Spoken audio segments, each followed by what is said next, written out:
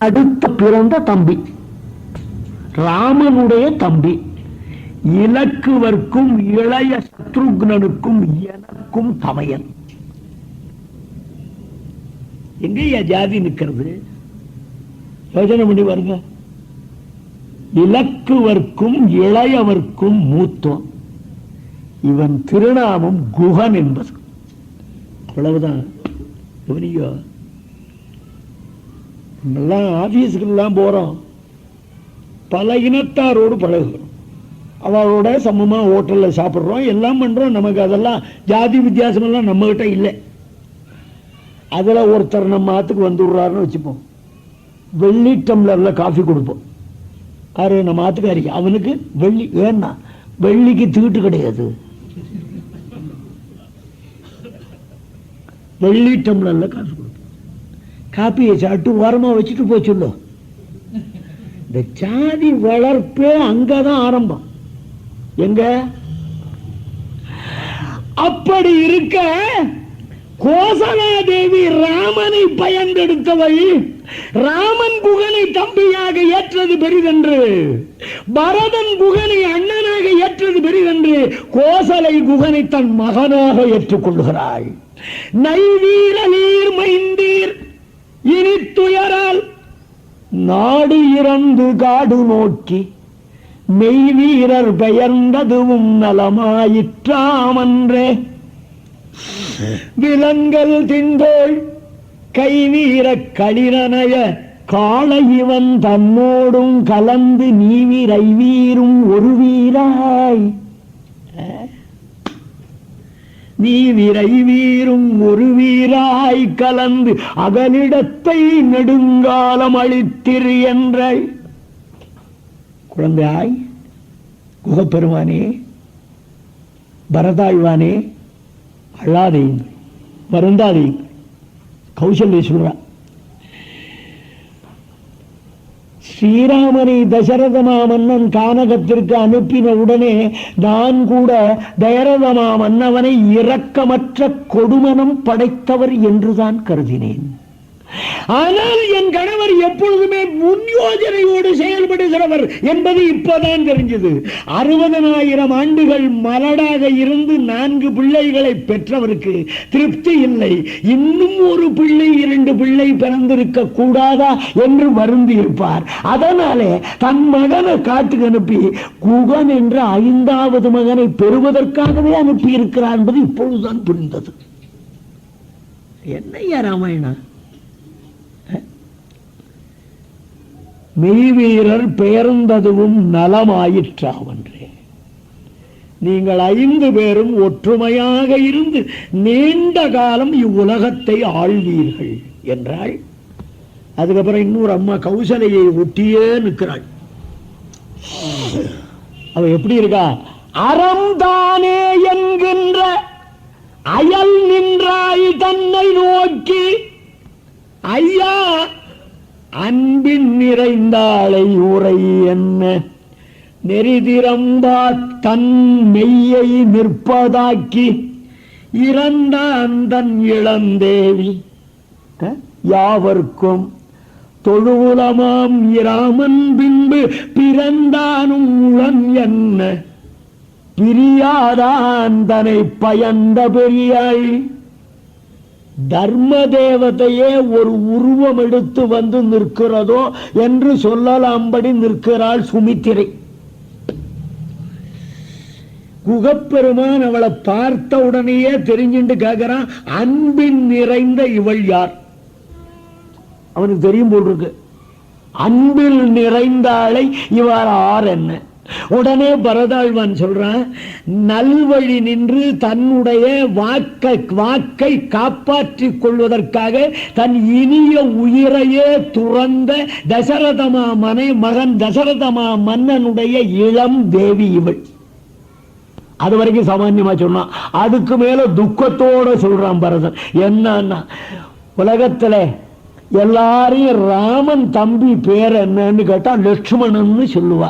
ஏன்னு கேட்டா ராமன் எங்க போனாலும் அவனை நிழலை போல பின்தொடர்ந்தே போனான். ஆகையாலே ராமன் தம்பி என்றால் லட்சுமணன் என்று எல்லாரும் சொல்லும்படியாக புகழ் படைத்த அப்பெரியவனை பெற்றெடுத்த பெரியாள். அதுல என்ன துக்கம் தோன்றதுன்னா, நமக்கு இந்த பாக்கியம் கெட்டிச்சிலையே, பின்தொடர்ந்த வில்லி என்ற பெயர் எனக்கு இல்லையேன்னு வருந்துகிறான். அவளையும் குகன் வணங்குகிறான். அதுக்கப்புறம் ஒரு அம்மா நிற்கிறா. அவளை கொஞ்சம் விரிவா ஒரு பாட்டில் சொல்லிவிட்டான். இந்த அம்மா எப்பேற்பட்டவள்னா, தன்னுடைய கணவனை சுடுகாட்டுக்கு அனுப்பினவள், தன்னுடைய மகனே துயர கடலிலே மூழ்குவித்தவள், கருணை கடலை கானகத்துக்கு விரட்டியவள், சுடுமயானத்திடை தன் துணையேக தோன்றல் துயர்கடலினேக கடுமையார் கானகத்து கருணையாறுகளியேக. கருணா காகுசன். அதுக்கு மேல திருமால் திருவிக்கிரமனாகி தன்னுடைய திருவடியால் எந்த எந்த உலகங்களை எல்லாம் அளந்தானோ, அவன் திருவடி படாத உலகே கிடையாது, எங்கும் அளந்தான். அத்தனை லோகங்களையும் இவள் தன் மனத்தில் நினைத்து செய்யும் கொடுமையால் அளந்து விட்டவள். எல்லா உலகத்திலையும் இவ கொடுமை பரவி இருக்குன்னு அர்த்தம். இவளை தெரியாதவனே கிடையாது. கழற்கால் மாயன் நெடுமையால் அன்று அளந்த உலகமெல்லாம் தன் மனத்தை நினைந்து செய்யும் கொடுமையால் அளந்தாளை. இவ ஆறு பரதா குகப்பெருமானே,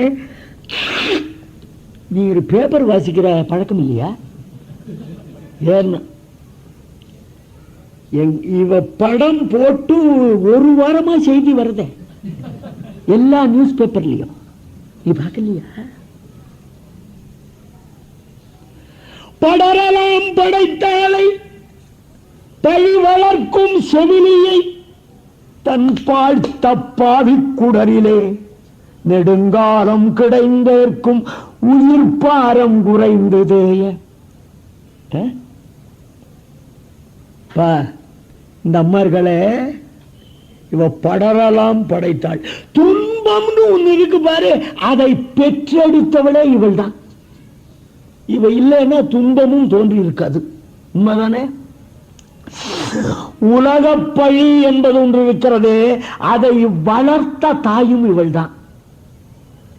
இவளுடைய பாவ குடலிலே நெடுங்காலம் கிடந்தனாலே என்னுடைய ஆத்மாவினுடைய பாரம் நாளுக்கு நாள் குறையும்படி செய்தவள் இவள் தான். குகப்பெருமானே, சுற்றிலும் நோக்கும் எவ்வளவு குதிரைகள், எவ்வளவு ஆணைகள், எவ்வளவு அந்தணர்கள், எவ்வளவு காலாட்படைகள், எவ்வளவு நகர மக்கள் பார். ஒருவருடைய முகத்திலாவது உயிர் இருக்கிற அடையாளம் தெரிகிறதா? ராமன் என்ற உயிரை பிரிந்து எல்லாம் நடைபெணம் போல் காணப்படுகின்ற இந்த உலகத்தே இவள் ஒருத்தி அன்றோ இடறிலா முகத்தாள். கைகை ஒத்திதான் துன்பமே இல்லாத முகம் படைத்தவள். இவளை இன்னும் நீர் அறிந்திலையேல் இவள் என்ன ஈன்றாள்? கௌசல்யக்கு ஒரு நமஸ்காரம் பண்ண குகன், சுமித்ரைக்கு ஒரு நமஸ்காரம் பண்ணா, கைகைக்கு 2 நமஸ்காரம் பண்ணான். பரதன் கேட்கிறான், எதற்காக இவளை 2 தடவை வணங்கினாய்னா, உன்னை பயந்தாளே, பரமபாகவதோத்தமனான உன்னை பெற்றெடுத்து தந்தாளே, அவளுக்கு எத்தனை நமஸ்காரம் பண்ணாலும் போதுமா? உன்னை ஈன்றாள். இப்படி அறிமுகமான பிறகு குகப்பெருமானிடம் விடைபெற்றுக் கொண்டு பரத்வாஜனுடைய ஆசிரமத்திற்கு வந்து அவரையும் வணங்கி அவரால் விடை கொடுக்கப்பட்டவனாக சித்திரகூடமலையிலே தன்னுடைய மனைவியோடும் தம்பியோடும் எம்பெருமான் தங்கி இருக்கின்றான். பரத்வாஜ மாமுனிவனை சேவித்து அங்கிருந்து கிளம்பி பெருமான் இருக்கும் இடம் நோக்கி வருகின்றான். அப்பொழுது மலை மேல் இருக்கிற ராமன் இலக்குவ ஆரோ மன்னன் படையெடுத்து வருவதாக தோன்றுகிறது. இந்த மரத்தின் மீது ஏறிப்பார், யார் வருகிறார்கள் என்று. அண்ணான் உடனே அக்னிஹோத்திர அக்னியை சமனம் பண்ணும், கவசத்தை தரித்துக் கொள்ளும், வில்லை எடுத்துக்கொள்ளும், சீதாதேவியை உள்ளுக்குள்ளே அனுப்பிவிடும். எந்த மன்னனோ படையெடுத்து வந்தால் நான் எதற்கு யுத்த சன்னத்தனாக வேண்டும்? அண்ணா ஆரோ வரல,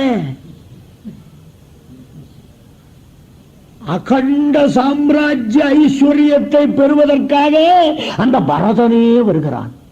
தம்பி, அவன் என்னை கொல்லத்தான் வருகிறான் என்று எப்படி கருதினாய்? அண்ணா, கைகேயி பெற்ற பிள்ளைக்கு நல்ல எண்ணமும் வருமானம். பெற்ற தாயால் என்ன கொடுமைப்படுகிறான் பரதன். பரத கைகேயி புத்திரஹா அந்தும் சமதி கச்சதி. அண்ணா, எவன் காரணமாக தேவரீர் அரசாட்சியிலிருந்து நழுவினீரோ அந்த எதிரி வருகிறான். இந்த பரதனை இப்பொழுதே நான் கொன்று விடுகிறேன். பரதனை கொல்வதில் எந்த குற்றமும் இல்லை அண்ணா. ஏன் தெரியுமா? நாம் க்ஷத்ரியர்கள். நமக்கு முன்னே யார் பிழை செய்தார்களோ அவர்களை பழிக்கு பழி வாங்குவது நம் குல தர்மம். ஒழித்து விடுகிறேன் இந்த பரதனை. தன்னுடைய மகன் துடிதுடித்து சாவதை காணட்டும் கைகேயி, அதன் பிறகு அவளையும் கொன்று விடுகிறேன். லட்சுமணான் பெருமாள் இலக்குவ உலகம் ஓர் ஏழும் ஏழும் நீ கலக்குவன் என்பது கருதினால் அது விலக்குவது அரிது. 14 புவனங்களையும் அழிக்க வேண்டும் என்று இலக்குவ நீ விரும்பிவிட்டால் உன்னை தடை செய்ய எவராலும் முடியாது. செய்வாய். அவ்வளவு வல்லமை உனக்கு இருக்கிறது என்பதை எனக்கு காட்ட என் தம்பிதான் அகப்பட்டானா? லட்சுமணா, நம் குலத்து உதித்தவர் நவையுள் நீங்கினர் எங்குல புருவர்கள் எண்ணில் யாவரே தங்குலத்தொருவர் தருமம் நீங்கினர் பொங்குலத்திரளொடும் பொருத தோழினாய். மகாமேரு பர்வதத்தோடும் மோதி பார்க்கின்ற தின்தோள் படைத்த வீர இலக்குவ, நம்முடைய குலத்திலே பிறந்தவர்கள் எந்த குற்றமும் இல்லாதவர்களாக வாழ்ந்து காட்டியிருக்கிறார்கள். குழந்தாய், நம்முடைய குலத்திலே பிறந்த குற்றமற்ற கொற்றவர்களை எவ்வளவு காலமானாலும் யாராலும் எண்ணி சொல்லிவிட முடியாது. தம்பி, நம்முடைய குலத்திலே பிறந்தவர்களிலே ஆறாவது தர்மம் நீங்கினவர்கள் உண்டா என்றால் ஒருவரையுமே காட்ட முடியாது. அப்படி இருக்க நீ இப்படி துடிக்கலாமா, பதறலாமா? இந்த பரதன் எதற்காக வருகிறான் தெரியுமா? ராமன் வாயால சொல்றான், பெருமகன். ஆறு பரதன் பெருமகன் என் வயிர் பிறந்த காதலின் வரும். பெருமகன் என் வயிர் பிறந்த காதலின் வரும் என நினைகையும் மண்ணை என் வயின் தரும் என நினைகையும் தவிர தானையால் பொறும் என நினைதல் புலமைப்பாலதோ. என் மீதுள்ள மாசில்லா அன்பினாலே என்னை காண்பதற்காக பரதன் வருகிறான். கோசல சாம்ராஜ்யத்தை என்னிடம் ஒப்படைப்பதற்காக பரதன் வருகிறான் என்று எண்ணி இருப்பாயானால் அது உன் கூர்ந்த மதியின் திறம் என்று வியந்து பாராட்டியிருப்பேன். மிருது சுபாவனான பரதன் என்னோடு போரிட வருகிறான் என்கிறாயே, இதுதான் நீ வசிஷ்டனிடம் பெற்றுக்கொண்ட அறிவா? லட்சுமணா, உனக்கு ஒருவேளை கோசல ராஜ்யத்தை ஆள வேண்டும் என்ற விருப்பம் இருக்குமானால் அதற்கு பரதனை நீ கொல்ல வேண்டாம். என் தம்பி பரதன் சொல்றான், என் தம்பி உண்மைதானே, ராமனுக்கு தானே பரதன் நம்பி, லட்சுமணன் பரதனுக்கு நம்பி இல்லையா?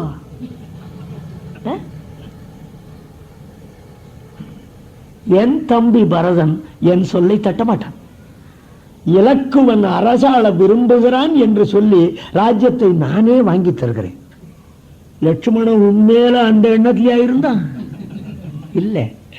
தன்னுடைய தம்பிகள் ஒருவருக்கொருவர் மாறுபடக்கூடாது என்பதிலே என்ன கருத்தொற்றுமையாக எம்பெருமான் இருக்கின்றார். கூட்டணியாக வந்தவர்கள் எல்லாரும் ஒரே கருத்து உள்ளவர்களாக இருந்தால்தான் 5 ஆண்டுகளாவது நிலைக்கும் அல்லவா? தம்பிகளை ஒருவருக்கொருவர் தகராறு செய்ய விடாமல் பார்த்துக் கொள்ளுகிற பொறுப்பும் பெருமானுக்கு இருந்தது. அப்படின்னு சொல்றச்சியே பரதன் வந்துட்டான். எப்படி வரான்? பட்டாபிஷேகத்துல வால்மீகி வச்சதை கம்பன் இங்கேயே வச்சுட்டான். பாதுகா பட்டாபிஷேகத்துல என்ன அங்கே சிரஸ்யஞ்சலி மாதாய கைகேயி ஆனந்த வர்தனஹா பபாஷே பரதோ ஜேஷ்டம். தலைக்கு மேல கைய கூப்பி வணங்கினான்னு அங்கதான் கம்பன் ராமனுடைய பட்டாபிஷேகத்தை விட பாதுகைக்கு நடக்கிற பட்டாபிஷேகம் தான் சிறந்தது. அதனால உயர்ந்த சொல்லை இங்குதான் இட வேண்டும் என்று கருதினான். தொழுது உயர் கையினன், தொழுதுயர் கையினன் துவண்ட மேனியன் அழுது அழிகண்ணினன் அவலம் ஈது என எழுதிய படிவமொத்து இறஞ்சு வந்தனை முழுதுணர் சிந்தையன் முடிய நோக்கினான். கைய தலைக்கு மேல கூப்பிட்டு வர, திருமேனி எல்லாம் துவண்டு கிடக்கிறது. அழுது அழுது கோலம் அழிந்த கண்களை உடையவனாக வருகிறான். பொதுவா சொல்லணும்னா அவலம் என்பதே ஓர் உருப்பெற்று நடந்து வருகிறதோ என்னும்படியாக வருகின்ற பரதனை முழுதும் உணர்ந்த சிந்தையான் ராமன் முடிய நோக்கினான். முழுது உணர் சிந்தையான் முடிய நோக்கினான் என்னையா அர்த்தம்? சில பேர் பார்த்தான்னா பார்க்கப்பட்டவங்க முடிஞ்சிருவோம். முடிய நோக்குதல் அல்ல. அயோத்தி மாநகரிலே தான் விட்டு வந்த பிறகு என்னவெல்லாம் நடந்திருக்கும் என்பதையெல்லாம் பரதனுடைய திருமேனியின் நிலை கண்டே ஊகித்து உணர்ந்து விட்ட சிந்தையை உடையவனான ராகவன் தன்னுடைய ஒரே பார்வையிலே பரதன் துயரமெல்லாம் நீங்கும்படி நோக்கினான். முழுதுணர் சிந்தையான் முடிய நோக்கினான். பரதாழ்வானு ஸ்ரீராமனை பார்க்கிறா, ஐயோ நம்முடைய தமையனார் இப்படி மாந்தோல் ஆசனத்திலே அமரும்படியான நேரம் வந்ததேன்னெல்லாம் வருந்தி கொண்டிருக்க வந்த பரதனை பெருமான் மார்புற தழுகிறான். தழுவி விட்டு அவனை மடியில உட்காத்தி வச்சுண்டு ராஜ தர்மங்கள்லாம், அரசியல்னா அதுக்கு சில தர்மங்கள் உண்டு. தர்மம் இல்லாதது எதுவோ அது அரசியல். அந்த ராஜ தர்மங்களை எல்லாம் பரதனுக்கு உபதேசம் பண்ணி கடைசியில கேட்கிறான், கொனுதே பூத்பிதாதாத யதரண்யம் துவமாகதக நகித்வம் நகித்வம் ஜீவதஸ்தஸ்ய வனமாகந்துமர்ஹதி. குழந்தாய், தகப்பனார் தசரதன் நலமாக இருக்கிறாரா? அவர் உயிருடன் இருந்தால் உன்னை இங்கு வர விட்டிருக்க மாட்டாரே. நீ வந்திருக்கிறபடியினால் அடியேன் மனம் ஐயம் கொள்ளுகிறது. தந்தை எப்படி இருக்கிறார்? அண்ணா, நீர் வனம் வந்துவிட்டீர், நான் கேகய நாட்டில் இருந்தேன். அந்த நிலையிலே சொர்க்கத்திற்கு போய்விட்டார் தசரத சக்கரவர்த்தி. அப்படின்னா உடனே ராமன் அழர். நடிப்பு. பெருமானுக்கு உறவேது ஒட்டேது. இருந்தாலும் மானுட பிறவி எய்தியிருந்ததன் காரணமாக அந்த அவதாரம் மெய்ப்பட வேண்டும் என்பதற்காக அழுது காட்டுகிறான். அழறான். அப்ப வசிஷ்டன் வந்தான். ராமா, அழுகையெல்லாம் பின்னால வச்சுக்கலாம், தகப்பனாருக்கு உதக தர்ப்பணம் பண்ணு. கேட்ட உடனே பண்ண வேண்டாமோ? கேள்விப்படுறதுக்கு முன்னாடி பண்ணிட்டேனேங்கிறான்.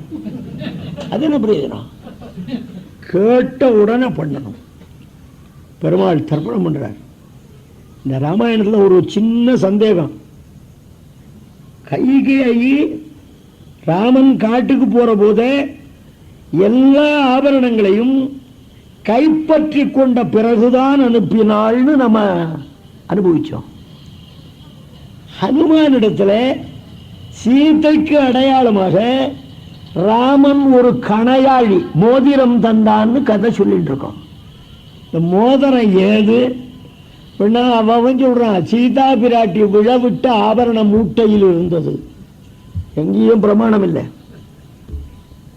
உண்மையான காரணம் என்ன தெரியுமா? எங்க அப்பா போயிட்டாருன்னு வச்சுக்கோ, போயிட்டார், அதனால சொல்றேன். போயிட்டாருன்னா அவருக்கு கர்மா பண்ண வேண்டியவன் நான். கர்மா பண்ணின கைக்கு மோதிரம் போட வேண்டியவன் எங்க மாமனார். எங்க மாமனார் போடல. ஏன் போடலன்னா, எங்க அப்பா ஒரு காரியத்தை பண்ணிட்டு போட்டார். கல்யாணத்துக்கு முன்னாடியே போட்டார். மாமனாருக்கு அது ஒரு லாபம்.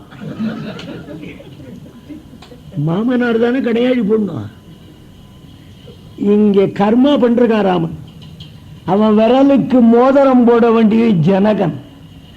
ஜனகன் அங்கு இல்லாதபடியினாலே அவனுடைய ரெப்ரசன்டேட்டிவாக ஜானகி தன் கையில் அணிந்திருந்த மோதிரத்தை கழற்றி பெருமான் கையில் போட்டாள். இந்த மோதிரம் தான் கொடுத்து. அப்ப சீதேன் மிருதஸ்தே சுசுரஹா, சீதே உங்க மாமனார் போயிட்டாரேன்னா, ஒரு இடத்துல கூட எங்க அப்பா போயிட்டாருன்னு சொல்லல. சீதே மிருதஸ்தே சுசுரஹா பித்ராஹீனோசி லட்சுமணா, லட்சுமணா அப்பா இல்லாதவன் ஆயிட்டியன்னா. லட்சுமணன் சொன்னா, எங்க அப்பா சாகல்ல, பரதன் அப்பா தான் போயிட்டார். அப்படி சொல்றேன்னா, எங்க அம்மா தான் சொல்லிட்டாளே, எங்க அப்பா என்றும் அழியாத அப்பா ராமம் தசரதம் வித்தி, ராமனையே தகப்பனாக எனக்கு காட்டி தந்து போய்விட்டாள். அழியாத தகப்பன் நீ இருக்க என் தந்தை எப்படி சாவான்? உங்க அப்பா போயிட்டாருன்னு சொல்லணும். இல்ல இல்ல லட்சுமணா, எங்க அப்பாவும் போல. இதே பஞ்சவடியில லட்சுமணனை ஒரு பர்ணசாலை கட்ட சொல்லி பெருமாள் ஆணையிடுகிறார். தமிழ்ல அருமையா இலைக்குறம்பை, தமிழ் ஆக்கம்ங்கிறது இருக்கு பாருங்க. சிலதை அப்படியே விட்டுறதுதான் நல்லது. தமிழ் ஆக்கப்படாது, எப்படியே இருக்கட்டும். இலைக்குறம்பை பர்ணசாலைக்கு பேரு. புண்டரீகாட்சாய நமகான்னு அர்ச்சனை பண்றோம். தமிழாக்கு புலிக்கண்ணனே போற்றி, புண்டரீகம்னா புலின்னு அர்த்தம். புலிக்கண்ணனே போற்றி விநாயகனுக்கு அருமையா அர்ச்சனை பண்றோம். ஏகதந்தாய நமஹா ஒற்றை கும்பனே போற்றி அறான்னு சொல்லுவல. அதாவது மந்திரபூர்வமான சொற்கள், வடமொழி சொற்கள், அந்த ஜீவனோடு கூடிய சொற்களவை. அந்த சொற்களை அந்த மொழியிலே சொன்னால்தான் அது பயனளிப்பதாக இருக்குமே தவிர தமிழாக்கி ஹோட்டலில் போய் உட்காந்துட்டு சப்ளையரை கூட்டு ஒரு டம்ளர் காஃபி கொண்டாருன்னா சந்தோஷமாக போகிறான். ஐயா, கொட்டை வடிநீர் கலவை ஒரு கோப்பை கொணர்க அப்படின்னா இது கீழே பார்க்க கேசும்பா. எங்கும் தமிழ் வேண்டும், எதிலும் தமிழ் வேண்டும். ஆனால் வேறு மொழியின் கலப்பு கூடாது என்பது மட்டும் சொல்லக்கூடாது. செந்தமிழே பேசுகின்றவர்கள் நாவிலும் ஏகாந்த வேளை என்ற பதம் வருகிறதே. ஏகாந்தம் என்பது வடமொழியா தென் சொல்லா? வட சொல்லும் தென் சொல்லும் ஒன்றை விட்டு ஒன்று இணையா, ஒன்றை விட்டு பிரியாமல் இணைந்து நிற்கும் தன்மை. வேற எந்த மொழியோடாவது தமிழ் சேருமா? நான் ஆத்தாவும்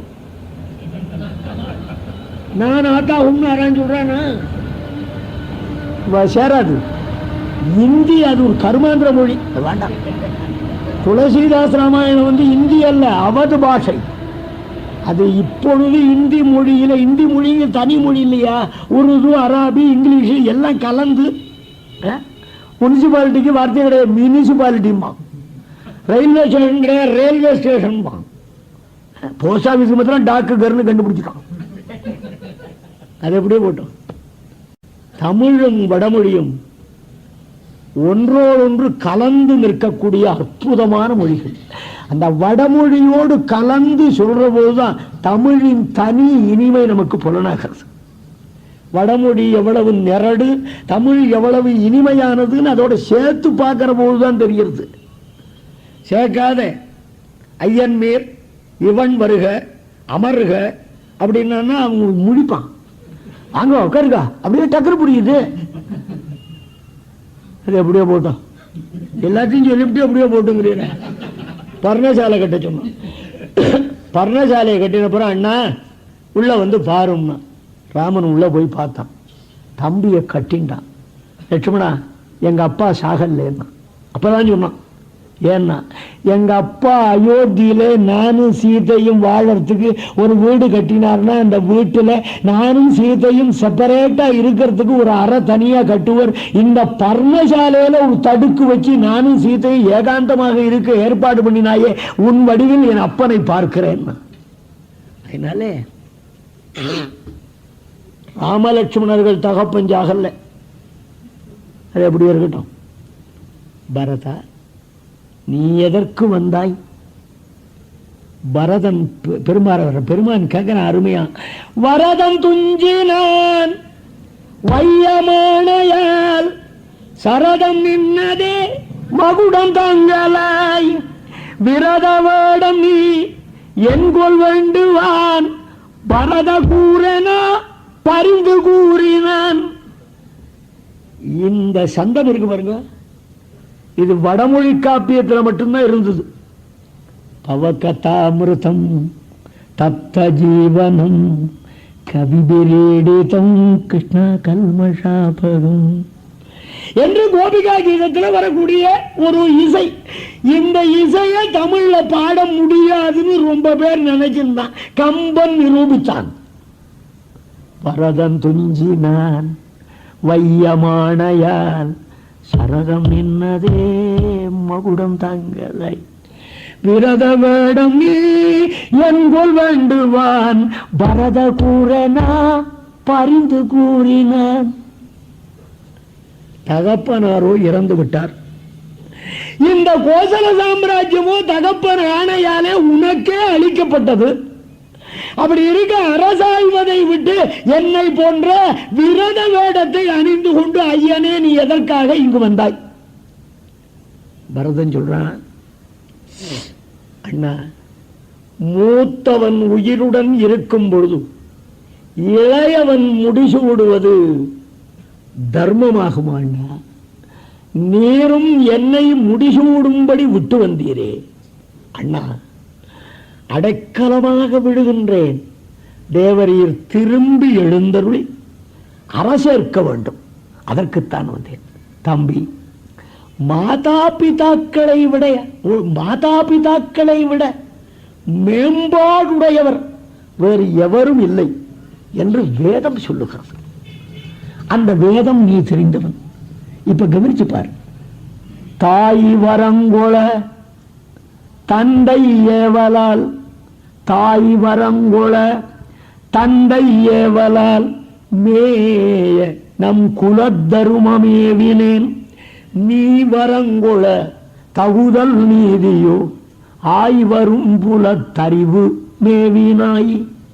பரதா, கைகேயி மாதா வரங்கேட்க தந்தையினுடைய ஆணையினாலே பித்ருவாக்கிய பரிபாலன தர்மம் என்பதை நிலைநிறுத்துவதற்காக நான் 14 ஆண்டுகள் வனவாசம் செய்வது உறுதி என்று வாக்களித்துவிட்டு இப்பொழுது வந்திருக்கிறேன். இன்று நீ வந்து என்னை கெஞ்சி நாட்டுக்கு வா என்று அழைத்து நானும் உனக்காக வந்து விடுவேனானால் அந்த தர்மத்தை கைவிட்ட பாவம் என்னை பற்றட்டும் என்று கருதுகிறாயா? அந்த தர்மத்தை செய்கிற போது சங்கடங்கள் வரத்தான் செய்யும். தர்மத்தை செய்கிற போது இன்பம் நேருமானால் மிக இனிமையாக நினைக்கின்ற மனிதர்கள் தர்மம் செய்கிற போது துன்பம் நேருமானால் ஏன் இப்படி வருந்துகிறார்கள்? நன்றாங்கால் நல்லவா காண்பவர் அன்றாங்கால் அல்லற்படுவதன் என்றான் வள்ளுவ பெருமான். இல்லையா தம்பி? பிள்ளைங்கிறவாறு தன்னுடைய தாய்க்கும் தகப்பனுக்கும் தன்னுடைய செயல்களாலே புகழை சேர்க்கிறவன் தானே. மகன் தந்தைக்கு ஆற்றும் உதவி இவன் தந்தை என்னோற்றான் கொள் என்னும் சொல்லல்லவா. ஈன்ற பொழுதை விட பெரிது உகக்கிறாள் தாய். எப்பொழுதும் தன் மகனை சான்றோன் என கேட்ட பிறகல்லவா மகனே. அதனால இந்த கோசல சாம்ராஜ்யம் உன்னுடையது, நீதான் ஆள வேண்டும். இப்ப பரதன் கேட்கிறான், அண்ணா முழு மனத்துடன் கோசல சாம்ராஜ்யம் என்னுடையது என்று ஒப்புகிறீரா? ஒப்புகிறேன். எனக்கென்று சொந்தமாகிவிட்ட வஸ்துவை நான் யாருக்கு வேண்டுமானாலும் தரலாம் அல்லவா? தரலாம். நான் உனக்கு அரசு தருகிறேன். அப்ப பரதனை பார்த்து சொல்றான், மகனே நீ இருக்கின்ற நாளில் உன்னை பற்றி சிந்தித்துப்பார். பிறரை பற்றி வருந்தி உன் ஆத்மாவுக்கு நன்மையை செய்யாமல் நாளை கடத்தி விடாதே. அருமையா பேசுறான்.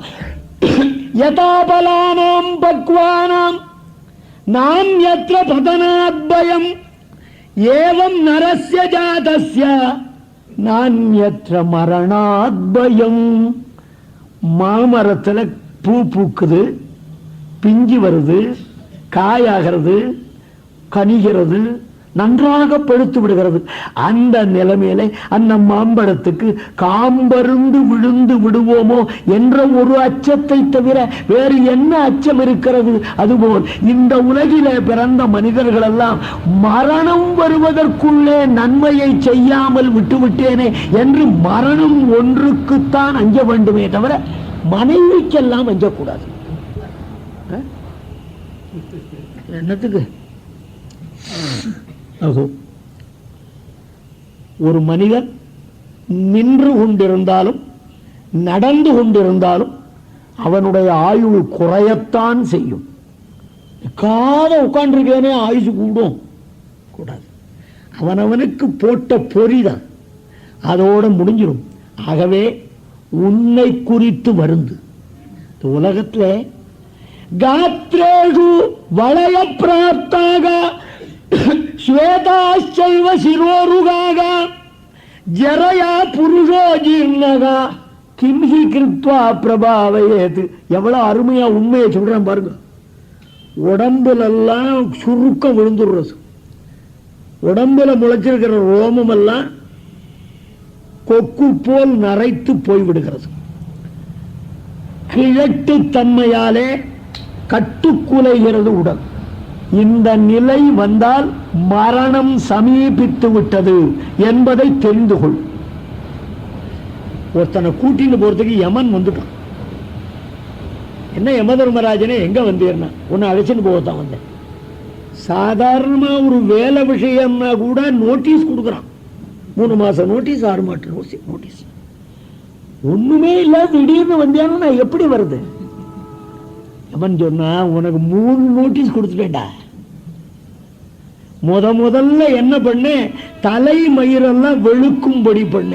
நீ டை அடிச்சு அத கருப்பாக்கிண்டியே தவிர மரணம் வந்து கொடுத்துன்னு நினைக்கல. அடுத்தது கண்ணொளி மழுங்குமாறு செய்தேன், யமன் நெருங்குகிறான் என்பதை தெரிந்து கொள்வதற்காக. நீ என்ன பண்ண, கண்ணுக்குள்ள லென்ஸ் வச்சு கண்ணாடி போட்டு சரி பண்ணிட்ட. கடைசியா முகத்துல எல்லாம் சுருக்கம் விழ செஞ்சா நீ பிளாஸ்டிக் சர்ஜரி பண்ணி முகத்தை மாத்திண்டியே தவிர ஐயோ யமன் வந்து விட்டான், வயதான காலம் வந்து விட்டது, பெரு கோவிலுக்கு போகலையே, பகவான் நமஸ்காரம் பண்ணலையே அப்படின்னு ஏண்டா வருந்துற. இளமையிலேயே இதை செய்து விடு. பதரிகாசிரமம் போகணும்னு ஆசைப்பட்டியா? ஏண்டா ராமாயணம் நடக்கிறத கேட்க வரப்படாதா? என்ன சார் ராமாயணம் கேட்கிற வயசா? ஆஃப்டர் ரிட்டையர்மெண்ட் அதை பார்த்துக்கிறேங்கிறான். நீ 58 வயசுக்கு ரிட்டையர்மெண்ட் எழுதி வச்சிருக்கானே தவிர என்னைக்கு இந்த லோகத்திலிருந்து உனக்கு ஓய்வு பெறும் நாள் என்று யார் அறிவார்? சார் ராத்திரி 12 மணிக்கு என்னோட போர்காட் சார் இருந்தார், பொழுது முடிஞ்சு பார்க்கிறேன் போயிட்டார் சார், 10 ரூபா தரணும்.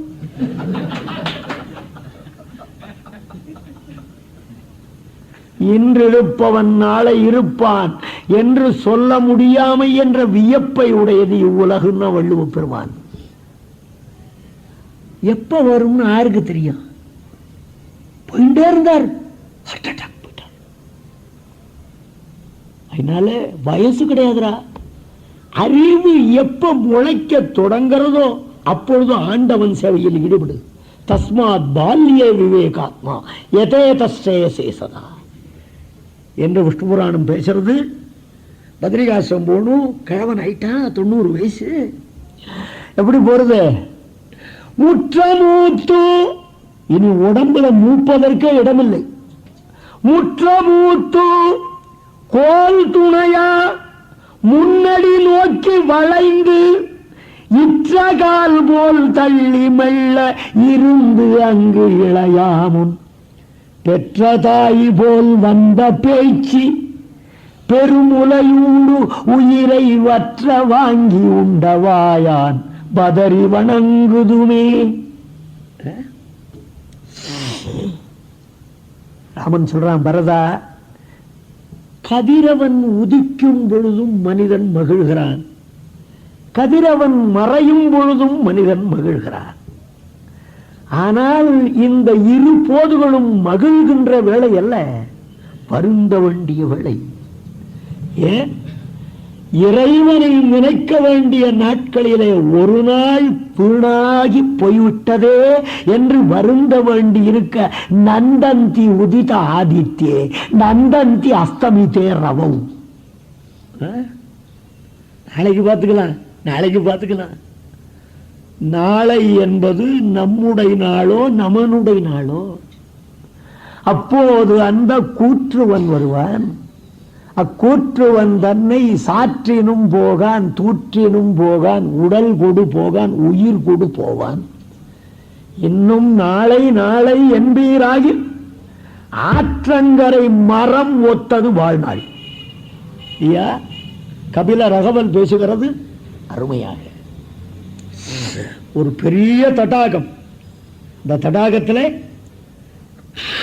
1000 இதழ்களோடு கூடிய ஒரு செங்கமலம் மலர்ந்திருக்கிறது. அதிலே நிறைந்த தேன் இருந்தது. அவ்வழி வந்தது ஒரு வண்டு, கமல மலரை கண்டது. அதில் உள்ள தேனிலே மனம் சென்று அதை பருக வேண்டும் என்ற அவா அந்த தாமரை மலரிலே வண்டு சென்று அமர்ந்தது. தேனை பருகிக்கொண்டே இருக்க இருக்க கதிரவன் மேற்கே மறைந்தான். கமல கன்னி இதழ் மூடிவிட்டாள். வண்டு உள்ளே அகப்பட்டு கொண்டது. ஐயோ, வெளியேற முடியாமல் அகப்பட்டு கொண்டோமே என்றாவது வருந்திற்றா? இல்லை. மறுநாள் பொழுது புலரும், மறைந்த உதயசூரியன் கிளம்புவான். நிச்சயம் சொல்ல முடியாது. அப்பொழுது கமலம் திறக்கும், வெளியேறி விடலாம் நினைச்சது. அன்று இரவு அந்த ஊரில் மதம் பிடித்த யானை ஒன்று இக்குளத்தருகே வந்து வண்டு எந்த மலரில் அமர்ந்திருந்ததோ அம்மலரை பறித்து தன் பெரும் குடலில் இட்டுக் கொண்டது. வண்டு வெளியேற முடியுமா? மறுபடியும் அதற்கு வாழ்வுண்டா? அதுதான்டா உலகம். சம்சாரமாகிற இந்த குளத்திலே மனைவி மக்கள் தருகிற இன்பமாகிற தேனை பருக ஆத்மாவாகிற வண்டு அமர்ந்து அந்த சிற்றின்பங்களிலேயே ஆழ்ந்து இறைவனை சிந்திக்கவா என்றால் நாளை பார்க்கலாம், நாளை பார்க்கலாம் என்கிறது. அந்த நாளை என்பது இவனுக்குன்னு சொல்ல முடியாது. யமன் என்ற யானை வந்து பாசக்கயிற்றை வீசி எப்பொழுது கொண்டு போவான் என்று யார் சொல்ல முடியும்? நன்றே செய்க, நன்றும் இன்றே செய்க, இன்றும் இன்னே செய்க. இப்பவே பண்ணிவிடு. சபைக்கு பணம் கொடுக்கலான்னு வந்தேன், 100 ரூபா கொடுக்கணும்னு நினைச்சே எடுத்துன்னு வர மறந்துவிட்டேன். நாளைக்கு கொண்டு தரேன்னா 10 ரூபா கொடுப்பேன். இப்பவே கொடுத்துரும். கொடுத்தாதான் தர்ம ஏட்டிலே உன் பெயர் பொறிக்கப்படும். நான் சொல்றது காசு எனக்கு வர வேண்டும் என்பதற்காக அல்ல. இறைவன் அடியேன் எந்த வேலையும் இல்லாமல் அமர்ந்திருந்தாலும் இன்னும் 100 ஆண்டுகளுக்கு புசிக்கும் அளவுக்கு இறைவன் கொடுத்திருக்கிறான். நிறைவோடு இருக்கிற அதற்காக இவர்கள் குறைக்க மாட்டார்கள். ஆனாலும் அறவழியிலே நீங்கள் போக வேண்டும், நீங்களும் நல்ல பதவியை அடைய வேண்டும் என்ற ஒரு ஆதங்கத்தினால் சொல்லுகிறேனே தவிர வேறொன்று அல்ல. தான் சொன்னார், கிருஷ்ணா त्वदीय पद पंकज पंजरंदग अद्यैव मे विशतु मानस राजहंसग प्राण प्रयाण समये कपवात पित्तैहि कंठावरोदन विदौ स्मरणं कुतस्ते. கிருஷ்ணா, என்னுடைய மனம் என்கிற ராஜஹம்சம் இப்பொழுதே உன்னுடைய திருவடியாகிற கூண்டிலே சிறைப்படட்டும். மரண காலத்துல கிருஷ்ணான்னு கூட்டா போறாதா? கண்ணா, மரண காலத்துல கபம் வாத்தம் பித்தம் இவைகளில் ஏதாவது ஒன்று மேலெழுந்து உன்னை நினைக்கும் நினைவையே பறித்துவிடும். என்ன சொல்லுவான்? கலகலகலகலகலன்னு இருக்கும். சொல்ல படுத்துட்டு இருக்கான். அவன் ஃப்ரெண்டு வந்தான், கோவிந்தான்னு சொல்லிட்டான்னா முடிஞ்சா சொல்றேன்,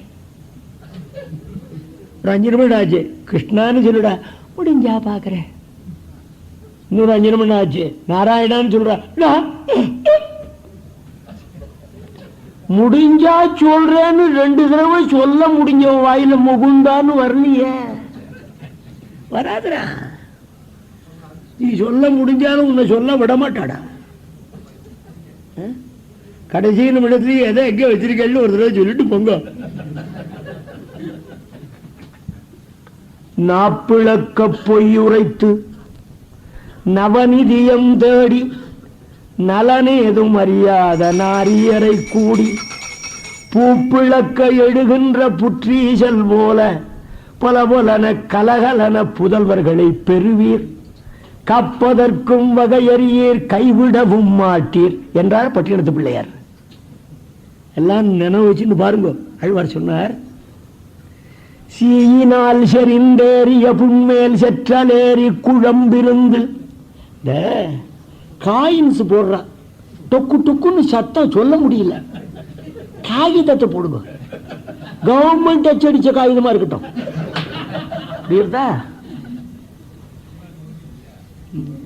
சீயினால் செறிந்தேறிய புண்மேல் செற்றலேறி குழம்பிருந்து எங்கும் ஈயினால் அரிப்புண்டு மயங்கி எல்லை வாய் சென்று சேர்வதன் முன்னம் வாயினால் நமோ நாரணா என்று உரைத்து மத்தகத்திடை கைகளை கூப்பி போயினால் பின்னை இத்திசைக்கு என்றும் பிணை கொடுக்கிலும் போக ஒட்டாரே.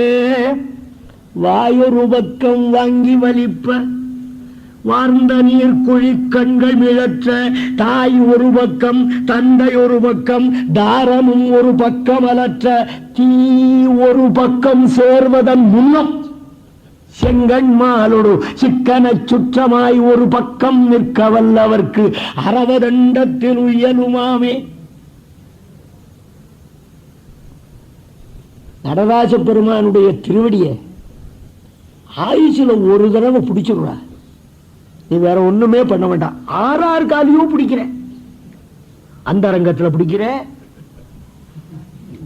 ஆபீஸ்ல பிடிக்கிற, எத்தனை இடங்கள்ல காலில் விழற. நீ விழ வேண்டிய திருவடி அங்கன்னா ஆனந்த நிறுத்தனம் பண்ணிட்டு இருக்கு. அவருடைய பிள்ளையார் சொல்லுவார், கற்று ஆங்கு எரி ஓம்பி கலியை வாராமே செற்றார் வாழ்த்தில்லை சிற்றம்பலமேய முற்றாவன் திங்கள் முதல்வன் பாதமே பற்றா நின்றாரை பற்றா பாவமே. என்னையா பாட்டு? எங்கேயோ தமிழ் தமிழ்னு எங்கேயோ தேடிட்டு இருக்கேன், எங்ககிட்ட வாங்கய்யா, அங்க தர.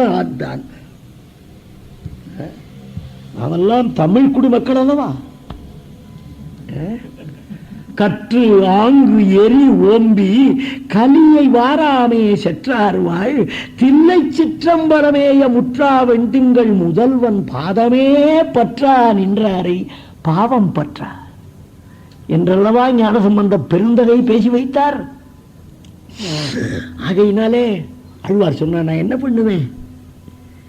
எல்லையில் வாசல் குருகச் சென்றால் எற்றி நமந்தமர் பற்றும் போது நில்லுமின், யமதூதால பார்த்து நில்லுமின் என்னும் உபாயம் இல்லை நேமியும் சங்கமும் ஏந்தினானே சொல்லலாம் போதே உன் நாமமெல்லாம் சொல்லி வைத்தேன். கடைசி சமயத்தில் சொல்ல முடியாது, அதனால சொல்ல வேண்டிய வேலையிலே சொல்லிட்டேன். சொல்லலாம் போதே உன் நாமமெல்லாம் சொல்லி வைத்தேன், என்னை குறிக்கொண்டு என்றும் அல்லற்படா வண்ணம் காக்க வேண்டும் அரங்கத்து அரவணை பள்ளியானே.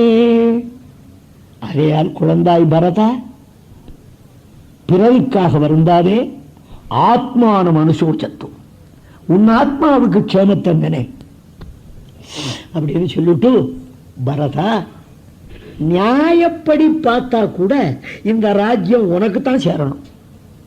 உனக்கு பழைய கதை ஒண்ணு தெரியாது. என்ன தெரியுமா? நம்ம அப்பா இளைஞரா இருந்த காலத்துல கேகய நாட்டிற்கு சென்றிருந்தார். அங்கு உன் தாய் கைகேயியை பார்த்தார். பேரழகியவள். அவளை பார்த்த உடனே